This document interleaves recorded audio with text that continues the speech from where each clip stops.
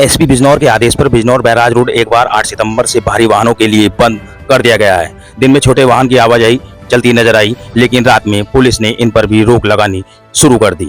Bijnor police अब किसी भी प्रकार का खतरा उठाने को तैयार नहीं है।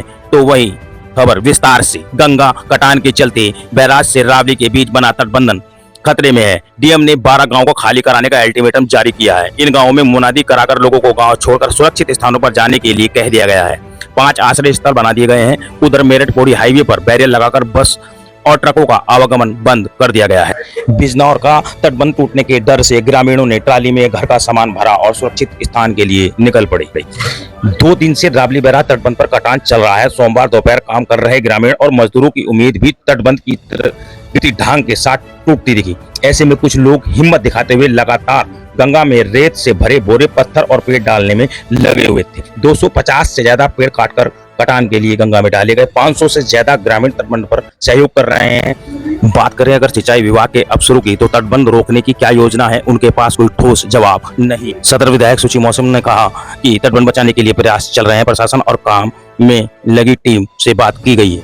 कबड्डी प्लेयर राहुल चौधरी भी पहुंचे तटबंध स्थल पर और डीएम ने भी निरीक्षण किया। लगातार डीएम इस पूरे प्रकरण पर बनी हुई है। क्योंकि यहाँ बंदा टूटने वाला है, पानी बहुत ज्यादा है, क्योंकि कटान जो है वो बिजनौर की साइड होने लगा था और रात तो बहुत ज्यादा वो कट गया है। और भी मैं वहाँ पे ही था और मैंने वहाँ की वीडियोस बनाई और देखा ही मैंने। प्रशासन आया वहाँ पर इस तरह का कोई ऐसा नहीं था कि गंगा के सामने वो कट्टे वहाँ पे डाल रहे थे। मुझे नहीं लगता कि इतना बड़ा पानी उन कट्टों से रुक सकता है।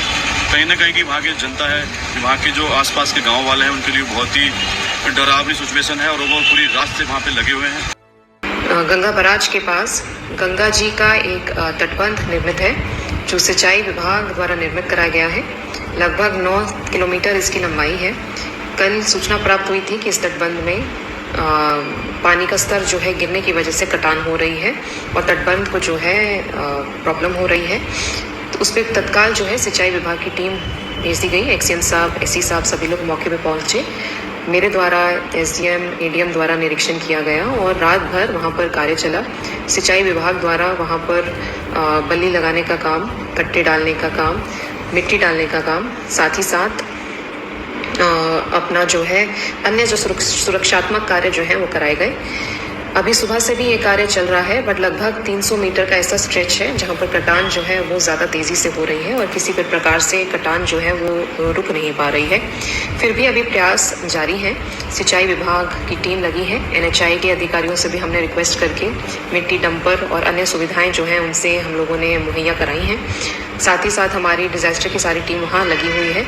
एनडीआरएफ, एसडीआरएफ की टीमें भी हम लोगों ने बाहर से रिक्वेस्ट करके मंगवा ली थी, परंतु स्थिति जो है थोड़ी क्रिटिकल है। चाहे उसमें टेक्निकल एक्सपर्टीज़ की भी हम लोग जानकारी कर रहे हैं और इस हिसाब से कार्य कर रहे हैं, फिर भी एक अलर्ट मानते हुए आसपास के 10 से 12 गांव ऐसे हैं हमारे, जो तत्काल जो है हम लोगों ने वहां पर अलर्ट जारी करने के लिए एडवाइजरी हम लोगों ने जारी कर दी है।